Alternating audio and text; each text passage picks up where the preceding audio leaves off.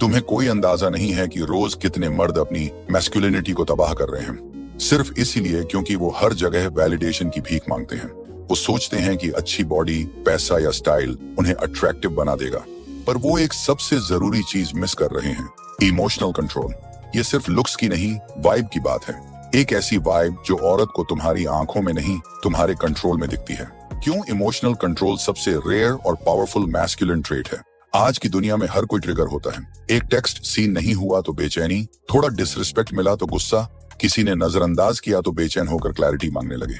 लेकिन जो मर्द इस शोर के बीच शांत रहता है वो रेयर होता है, और औरतें उस रेयरिटी को इंस्टेंटली फील करती हैं, क्योंकि उसकी फेमिनिन केओस को बैलेंस चाहिए होता है। एक ऐसा मर्द जो खुद की एनर्जी में ग्राउंडेड है, जो वैलिडेशन के बिना भी कंप्लीट है। और ये सिर्फ अट्रैक्शन की बात नहीं है, ये डोमिनेंस की बात है। इमोशनल कंट्रोल तुम्हें प्रिडिक्टेबल नहीं, पावरफुल बनाता है। औरतें तुमसे नहीं, तुम्हारे वाइब से जुड़ती हैं।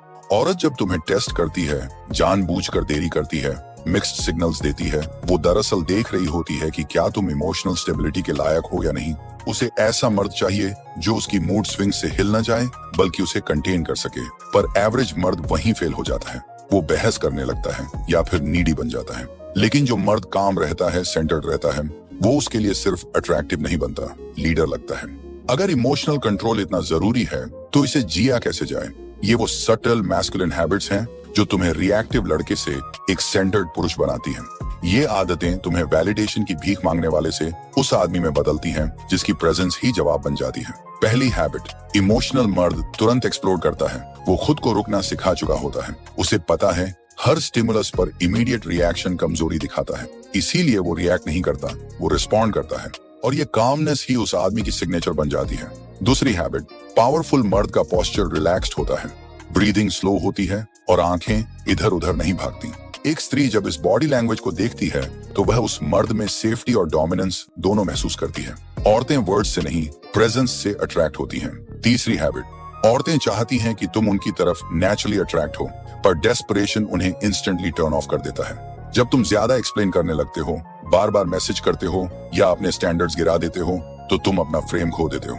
लेकिन एक हाई वैल्यू मर्द किसी को चेस नहीं करता। वो जानता है जो कनेक्शन रियल है वो ग्रेविटेट करेगा, और यही पेशेंस उसकी सबसे मैग्नेटिक क्वालिटी बन जाती है। चौथी हैबिट, साइलेंस को अपनी ताकत बनाओ, कमजोरी नहीं।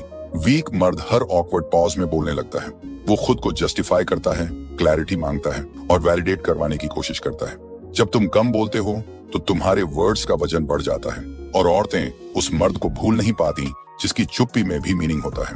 पांचवी हैबिट, एवरेज मर्द बार बार सोचता है उसे ये पसंद आएगा या नहीं, लेकिन एक ग्राउंडेड मर्द खुद से पूछता है क्या ये मेरी वैल्यूज से अलाइंड है। वो अपने एक पर्सनल मैस्कुलिन कोड से जीता है जिसमें इंटीग्रिटी और सेल्फ रिस्पेक्ट होती है, और यही क्लैरिटी सबसे रेयर बन जाती है। जब औरत देखती है कि ये मर्द खुद के प्रिंसिपल्स पर खड़ा है, वो रिस्पेक्ट से भर जाती है।